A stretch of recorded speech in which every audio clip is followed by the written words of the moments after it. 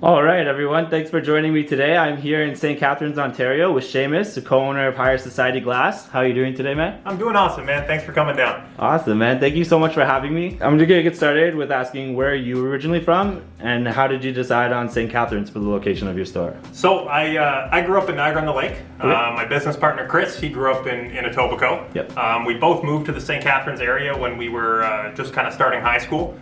We met up shortly after high school and we both loved the area and loved being here, so felt that this was the best place for us to start. Nice.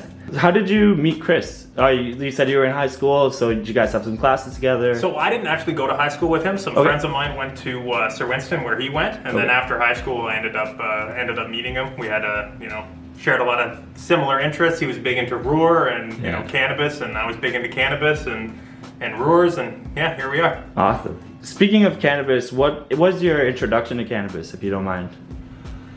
Geez, I feel like cannabis has kind of been around my life for a majority of it, at least from when I was a teenager onwards. Yeah. I was lucky enough to meet a gentleman named Calvin who worked really closely with Matt Murnaugh, and as you know, Matt Murnaugh was the R versus Murnaugh case, which was really big decision for medical marijuana across Canada, and that actually happened in St. Catharines. So that kind of helped show me the cannabis scene as a larger space. Cool. When you started smoking cannabis, you're probably using like papers and stuff like that, or maybe some cheaper glass, or if you had some friends like Roer at the time.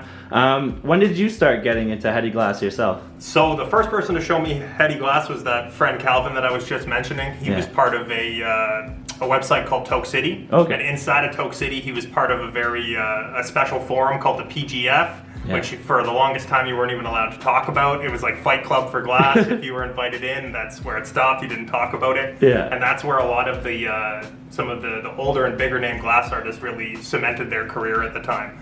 So you had people like Jay Lee and AK putting out, truly amazing pieces, which at the time were drastically undervalued, and that's kind of what got people into glass, I feel, at that time. Like I remember Calvin calling me over one day and showing me this Sherlock that he had spent $350 on, which to me at the time was crazy. I was like, what are you doing? How can you spend $350 on this? It was an AK Chaos hammer, so it's like something like that is worth like tremendous amounts of money now. But at the time, like I literally just didn't get it. He was showing me this like grail of glass, and I was like, you're crazy. How could you spend $350 on this? Yeah. So he kind of educated me and showed me, and then that's what got me into glass as I know it now. Awesome, man. That's so cool. What are some of your hobbies outside of glass? So outside of glass, it's like I'm a big fan of obviously like working out and staying active. I do yoga. I like to rock climb. I'm a new parent as well, so that's obviously been a big part of my life this year is raising my daughter. On top of that, I'm a big fan of hip hop and the 5 pillars of that. So that's kind of what got me into art to begin with. I was a big fan of graffiti and street art, so that kind of lend itself to what glass blowing is, that kind of counterculture, like underground. Yeah. So when I found glass, it really reminded me of the hip hop that I'd grown up around. Awesome, man. So you meet Chris throughout high school, you get into cannabis and heady glass. When did you guys decide that you wanted to open your own glass shop? So that would have been in 2011. Chris was good friends with a gentleman named Marco Renda, and Marco was in the process of opening one-of-a-kind glass and vape on the lake. So he had invited Chris to assist him with that, and in turn Chris invited me to kind of get on board with it. And we had as we were kind of trying to work out the business aspect of it, things kind of fell apart. But we decided to work with one-of-a-kind glass and then open a store down here. And then that's where Higher Society was born, and almost 10 years later we're still rocking it out. Awesome, man.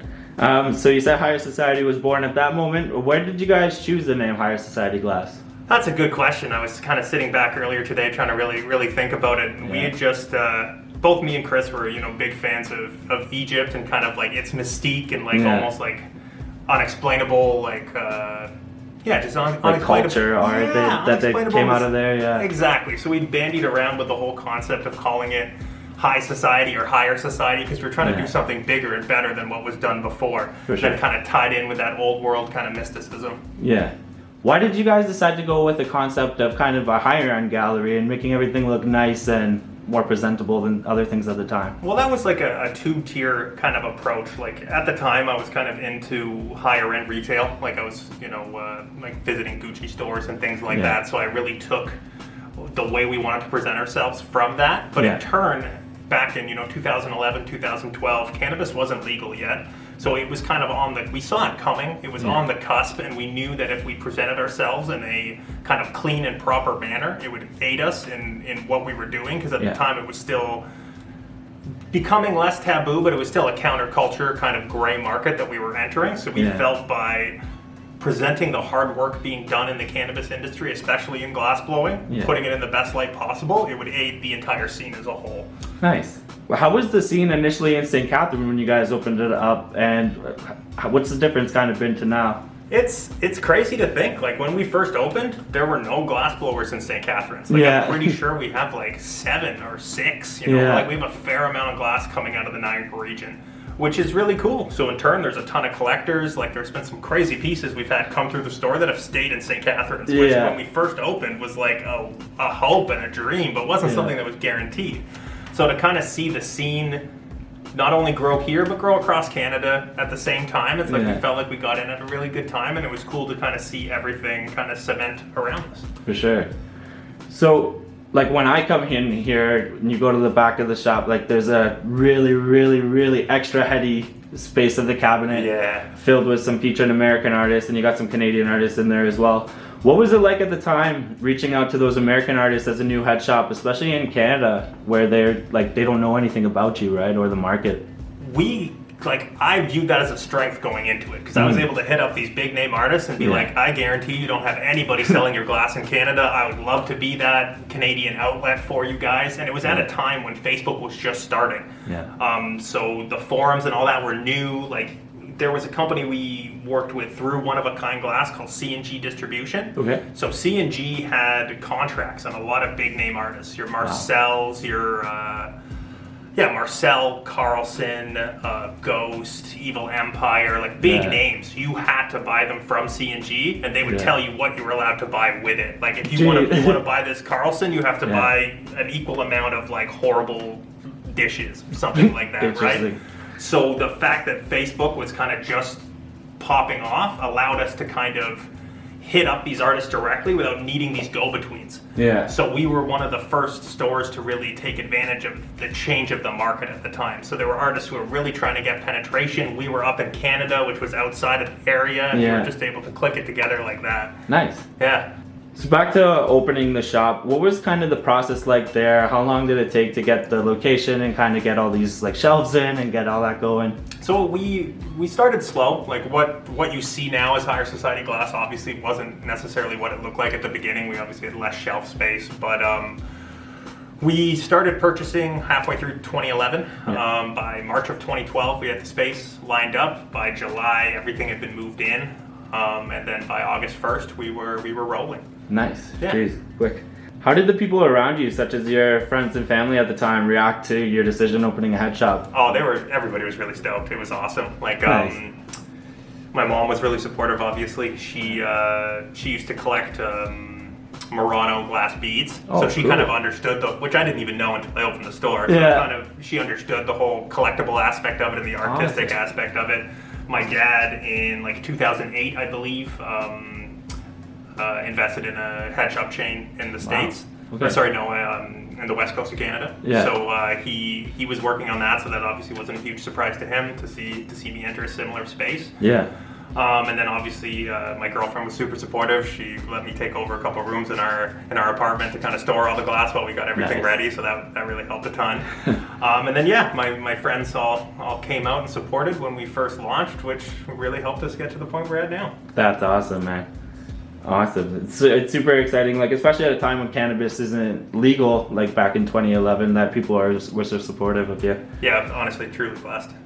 Was Instagram around in 2011? Or was it just starting? I think it was just starting, because I didn't hit Instagram till partway through 2013, and I felt like I was a little late to the party. Okay, so if you're not on Instagram till 2013, where are you kind of ordering from artists during like 2011 to 2013? Are you on Facebook? Yeah, Facebook primarily, and then I was using a website called Bloro Market as well, which similar to the way that the PGF gave a lot of newer artists at the time kind of like a platform. Yeah. Borrow Market did the same thing, and it was all public auctions. Oh, cool. So there was honestly the caliber of pieces that was being auctioned off in like 11 and 12 on Borrow Market. It's like I go back and think about stuff that I turned down for like $1,500. That's like the perfect example. There was a punty com with a punty com rig, full com splash, like his old school like slime style, with a punty slimer flip. And like that went for like 1,400 or 1,500 American at the time when the Canadian dollar was par. So it's like looking back at all these things, and I was like, I don't want to bid on that. It's just like I hold my head in my hands and cry sometimes. But what are you gonna do? Well, that's an interesting point. So since you've been around for so long, and you've seen kind of, like I know me and you have talked personally about situations where glass has appreciated like crazily. For sure.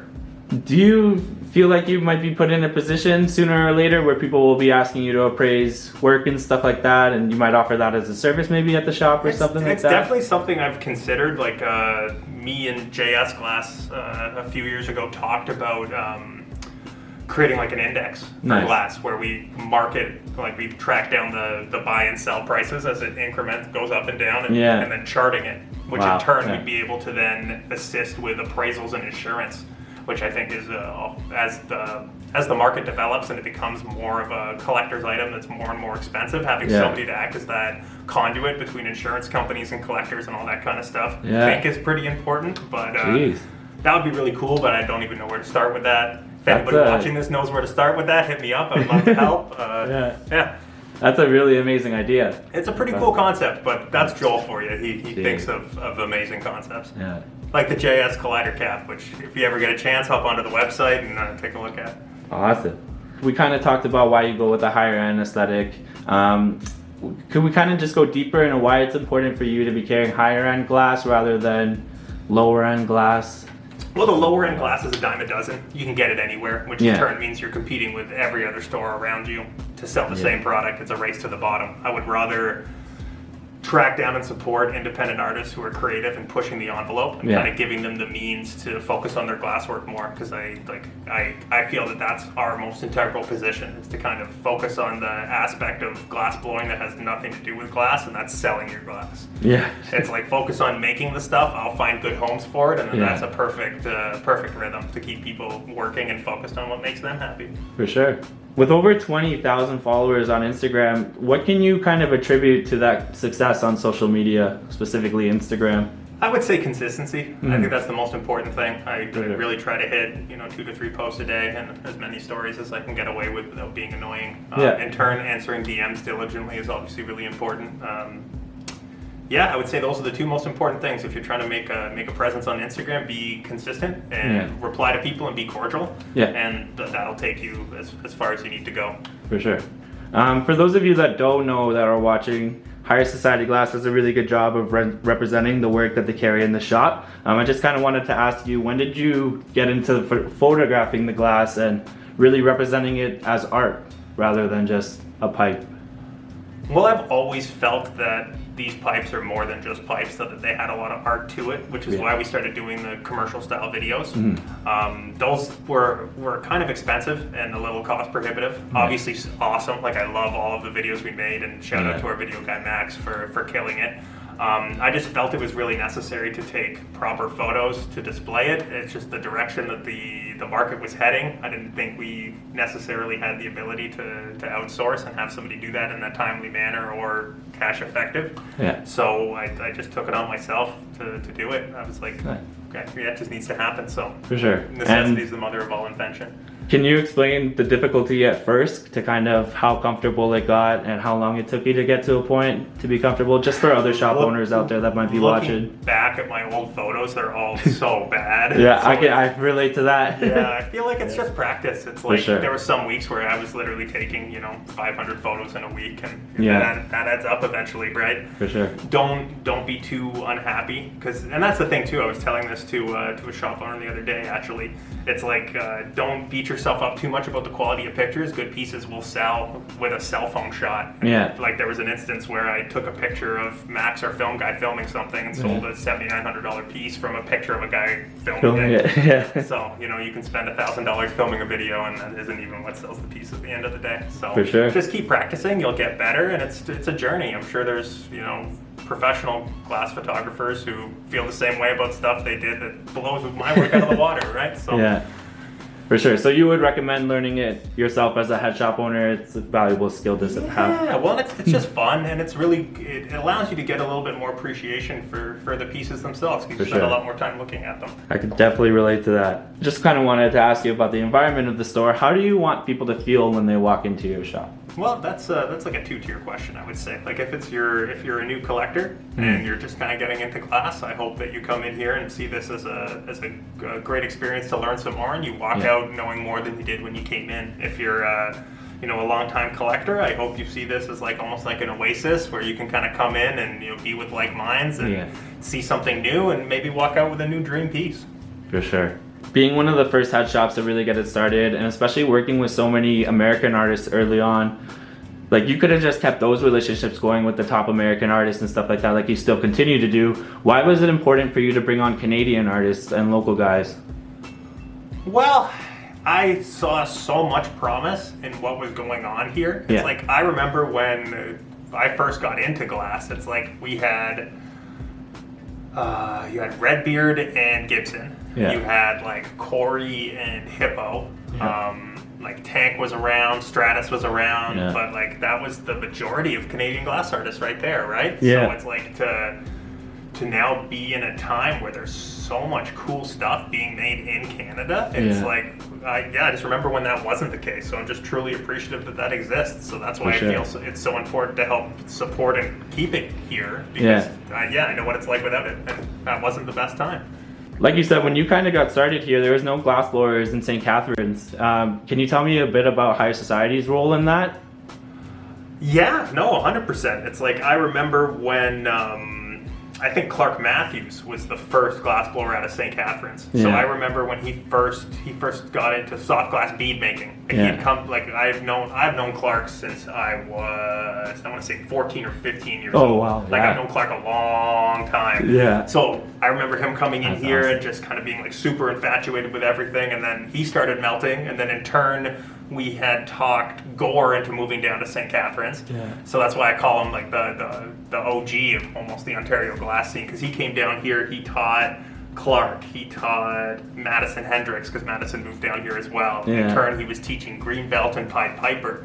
So it's like from that came all the other glass blowers that are popping up kind of in the Niagara region. So that's like what created that kind of solidified movement almost of Niagara glass blowers. So it's like, I can't say that they started because I was here, because they started because of their own hard work, which is the most important bit, and the work that they keep putting in. Definitely. But it was cool to kind of come up at the same time as all of it. It's like we were like a symbiotic relationship that like rolled out of growing together, selling together, for sure. Yeah, exactly. Awesome. So we talked about Canadian artists and US artists, but you do have a strong relationship with companies like Roar and Zenit and Toth, Tiboris. How do you get those kind of relationships in Europe and outside of North America? Well, it's like the same way as getting relationships anywhere. Realistically, it just takes being consistent with communication, and you know, we try to bring our best to the table for everyone we work with, and in turn, I hope they enjoy working with us. You know, it's like I feel, and I've always felt that the glass artists bring a lot to the table, which is why we need to bring our A game to represent their A game. It's like it works together like that. So in the case of Roar, Chris, my business partner, had been buying Roars since he was 15 or 16 years old. So he's been a diehard Roar fan forever. So him and Martin are very close. So I've talked to Chris a couple times about Roar for sure. Chris is a serious Roar collector. So he was able to put us in contact with Roar, and that's how that happened. Awesome. In turn, Zenit was someone that we met through when he was working with One of a Kind Glass. They had Zenits in. So we kind of knew him, and then Chris went back out to Europe for Cultiva. Yeah. And they recognized each other. But the funny thing was, neither of them spoke Chris could speak English, Yeah. Zenit could speak Russian. So Yeah.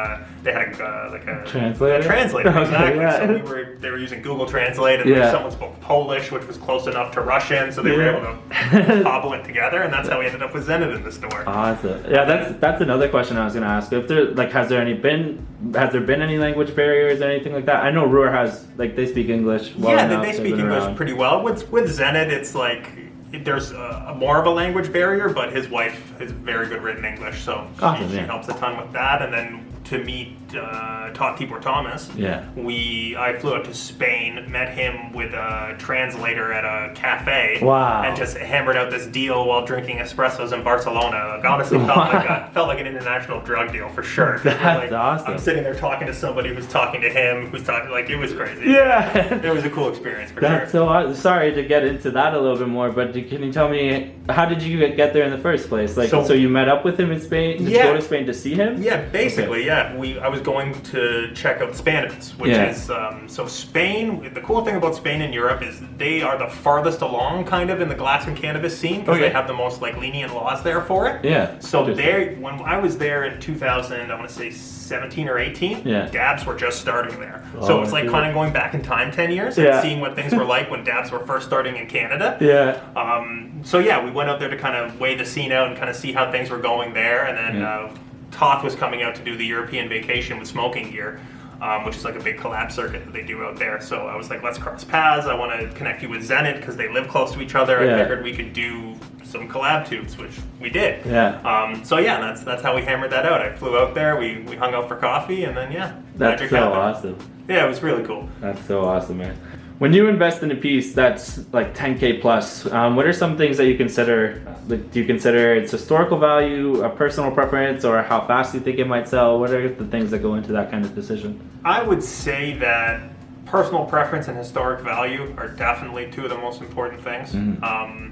Especially when you're getting into the really expensive pieces. It's I feel like there has to be a reason that it costs what it costs. Obviously, it has to have a story to it. Personal preference for sure, just because when you're getting into something that expensive, I always like to say, if nobody buys it, I'll keep it, and then I'm completely okay with that. Yeah. You don't want to buy things just strictly thinking about how much money you'll make off of it, because then if you don't get the opportunity to make that money off of it, you beat yourself up about it. But if you buy stuff that you love, then it's just a new story on the shelf and something you actually enjoy looking at every day, as opposed to that haunts you from the cabinet because you shouldn't have done it, right? Sure. What are some of the benefits of a piece hanging around in the cabinet? I know when I came in and I saw some of the pieces in the back there, 10K plus, I was I've literally never seen glass like that in person at the point when I was in Canada. I went down to the States a couple times afterwards and saw glass like that.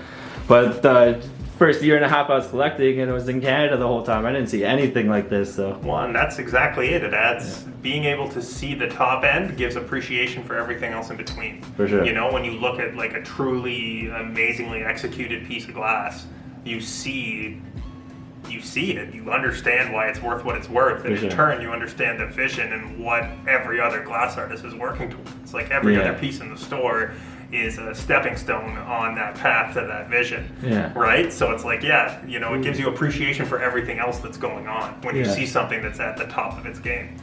Awesome. That was an amazing answer and an amazing perspective to have, actually. I just kind of wanted to ask you, obviously with the COVID-19 situation, it's a little bit difficult right now, but what were some of your plans in the near future?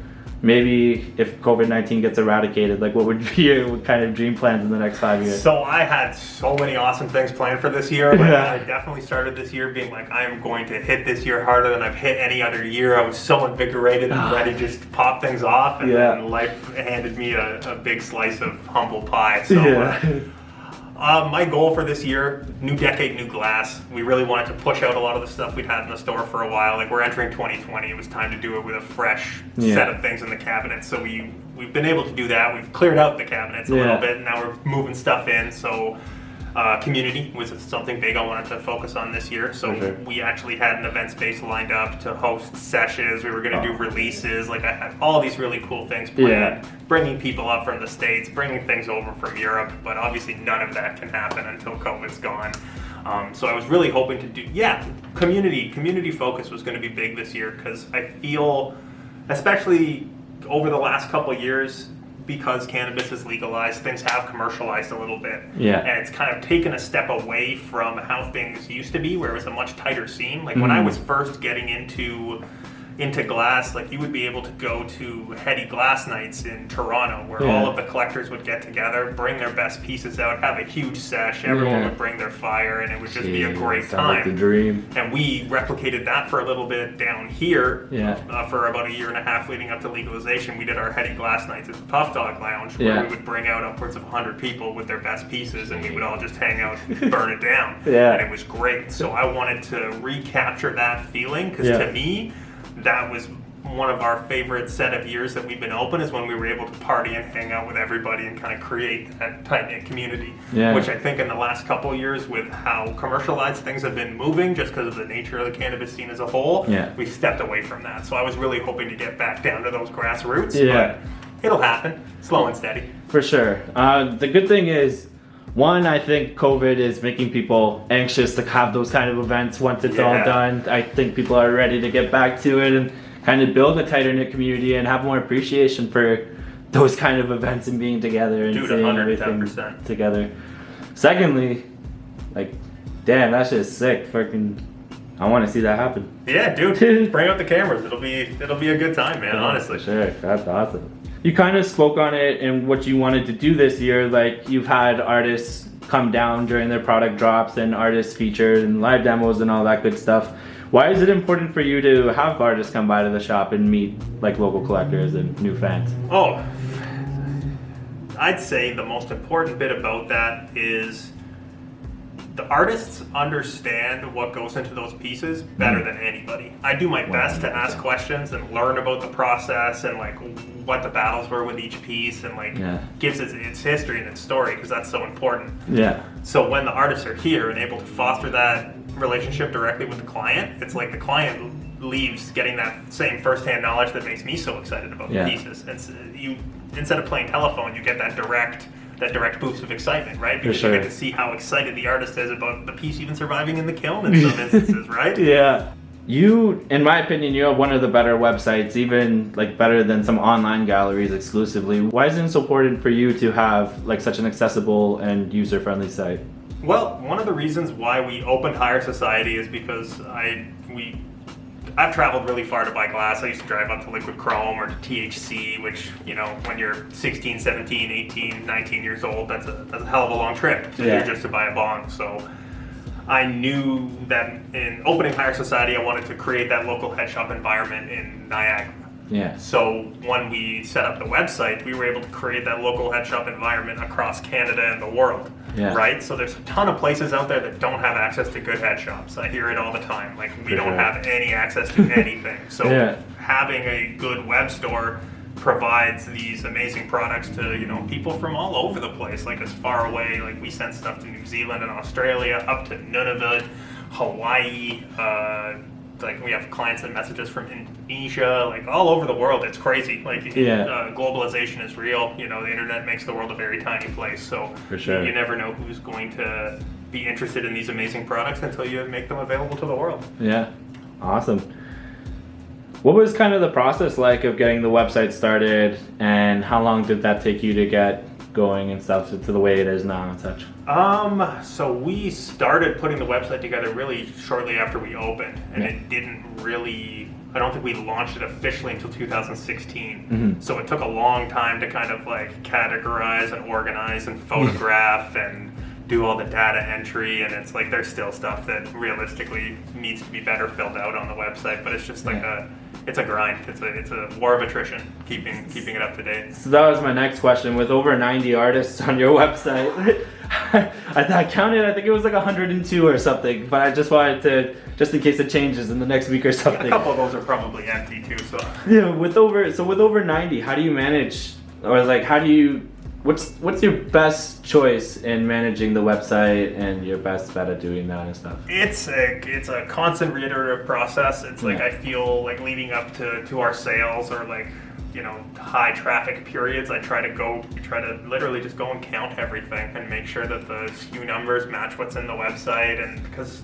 our website is also our point of sale, so our point of sale through the store is connected directly to the website. So if something goes through the point of sale incorrectly, then it's not displayed properly on the website. And there's literally nothing that pains me more than seeing a transaction go through the website and then it's not an item that physically exists. That's honestly the most heartbroken. I hate calling people or emailing them and telling them that. It literally breaks my heart because you're excited you bought something and then it doesn't exist. So me hating doing that is what keeps the website as up to date as possible, because I'll wake up with cold sweats about it from time to time and just be like, I can imagine. But that's the nature of e-commerce. My business partner always says Best Buy has a division of literally 200 people that do this job, keeping everything on the website where it's supposed to be, and we do it basically between 2 employees and 2 owners, just do our best. So for sure. So as a head shop that has employees and stuff like that, what was kind of I know a lot of head shops won't, they're just their owners who have to dedicate 100% of their time into it. What was the process of getting employees, and how has that changed kind of how you manage the business and such? Well, we felt employees were important. We wanted to be open consistently in a lot of hours. For the first couple of years, we basically did them all ourselves. And you just hit the point of burnout. You can't work 70 hours a week every week for 10 years. It just doesn't work. Especially, building a family and all the other things we had on the go. So we felt it, necessary to bring employees on. We were lucky to be able to take advantage of some government programs to help bring people on. And we just, picked people we felt, knew a lot about glass and we're going to bring something to the table. Nice. Positive, good customer service, and now they're part of the family. Our employees have been both here for I think 6 or 7 years now. So it's we hire once and try not to hire again, and help them do. Well, it's also a good way to spread word around for the community too. You're making jobs, and those people are going to tell your friends, come see me at work and come see all the awesome shit I'm selling. It's true, and it just in turn kind of allowed us to be able to build the website and all those other things, because if I was on the floor dealing with clients all day long, then I can't take the pictures and do the data entry and all that other stuff. So at the moment, obviously with COVID, we've split up all of our staff so that we're not working with each other and all that stuff. But when it's a well-oiled machine and things are working the way they're supposed to, we have somebody that's on hand dealing with the clients. We have myself doing photography and kind of dealing with the Instagram set of things. And we have my business partner, Chris, who's getting all the products online and doing the data entry. And we're just like a constant moving machine of banging that stuff out. But for sure. You mentioned that you kind of like to train once and keep people around for a while. Yeah. Why is it important for you to do that and have employees that are almost as knowledgeable as you and Chris? Well, anytime you hire somebody, especially to work in your company, they're there to represent you. So you 100%. Want to make sure that the people that you do have around you are as committed to the end result as you are, as much as possible, right? And that's where I feel we did really lucky with our employees, is because they are truly as dedicated to our mission as we are, and it's we're so thankful for that. And in turn, it just fosters a good environment, and they have the history as well. Because it's a lot of what we sell, it's we're selling it on the history and the flow and the process and all that kind of stuff. So the fact that they've been able to say, just like me and Chris have, that they've literally watched it grow in front of them, that it gives them the ability to have that much more information to assist clients with. Yeah, the reason why I ask is because sometimes I go into head shops where I love the owners. The owners are the best people you can meet in the area for glass at head shop and whatnot. Then you go in and you see an employee, it's just maybe you'll get a hello or can I help you or something like that. It's oh, what a takeaway from what your bosses are doing and what your employers are trying to put out to the community. It's tough, it's especially if you're hiring minimum wage employees and stuff like that. It's really tough to motivate people if you're not treating them. Not to say that people are being treated poorly or anything like that, but it's that's a super important thing that goes into hiring. And I feel that especially with a head shop and especially with niche products and high end products, it's you need to have cordial, cordial salespeople who know what they're talking about and aren't trying to push it down your throat. Because there's nothing worse than going in somewhere and you get the other side of it instead of somebody saying nothing to you. They're Too just aggressive. like, they're literally just trying to like shove belts down your Especially throat or being something. a hippie. It's just like, man, just chill out, man. It doesn't fit the space. Like, I'm trying to look around. Right? Yeah. So it's like, it's just important to continue to foster that environment. And it's like, in turn, if you're working every single day, every second of the day, then you don't have the energy either. So it's like, you don't want to tap yourself out that way either. So, yeah. Almost 10 years. How has the community been in terms of reception to you guys? Like, has there been, like, in terms of maybe local government or local community groups or anything like that, has there been any interaction with maybe the other local businesses or anything like that? Yeah. How do they accept you guys? Oh, for sure. We're well received. Like we're part of the St. Catharines Downtown Association. We're we're on the map. The map of all the businesses downtown. I've lived in St. Catharines in the downtown core for the better part of 15 years. So I know a lot of the other business owners just from being around and about. So we're a pretty tight knit group of folks. We're all pretty friendly. I can't really say anyone's really stuck their nose up at us or anything like that, but we also carry ourselves in a professional manner. So if they chose to do that, it would be on them, not me. Yeah, awesome. Yeah, I was just curious because, like, I've heard some people even opening up just like studios with glass blowers, and people are just like, pipes, like glass. Yeah, what can you do, right? You just gotta kill them with kindness and show them the alternative, right? There you go. So kind of just hopping up onto our last questions here. What's the best way for an artist to get in touch with you? And we kind of touched on this before, but get their work in the gallery or get represented by you guys. Instagram or email. You can contact us through the website as well. Pretty much we're easy to get a hold of. Come pop in and leave a business card. Show your glass to one of the guys working or myself, and we'll figure it out. We're always down to support new talent, and always down just to look and talk about glass. So for sure, just come on down. Lastly, is there anything that you would like to include or say to the people watching this interview? Yeah, well, thank you so much for supporting us to get us to the point that we're at. Honestly, without all the people at home that click follow or grab stuff at the drops or even just send warm messages, it's like we're here for y'all, and without you guys, we wouldn't have been able to make it to where we are. So, just truly appreciative and blown away by being able to do this every day. Awesome, man. Thank you so much. Dude, no worries. Thank you. All right. Yeah, that's all the questions I have. Thanks again, Seamus, for having me in the shop and answering my questions. I absolutely love the gallery. Like I said in kind of my origin story, this is really one of the places that got me kind of just changing Glass Fanatic from an idea to more of a mission and a purpose in my life. It was really great to kind of have a purpose after so long of just kind of not. The gallery is super inspiring to me. For those watching, if you haven't been, come to Higher Society. It's in St. Catharines in Ontario, 45 minutes away from the GTA. 20 minutes away from Hamilton and Niagara, super close to most of the places in Ontario. Come check it out. Follow them on Instagram and Facebook. If you're not in Ontario, make sure you check out their website at www.higherSocietyGlass.ca.com. Perfect. Sorry about that. Oh, no worries. And thanks so much for watching. If you like the interview, make sure you comment, like, and subscribe, and follow Higher Society Glass. Thank you so much, man.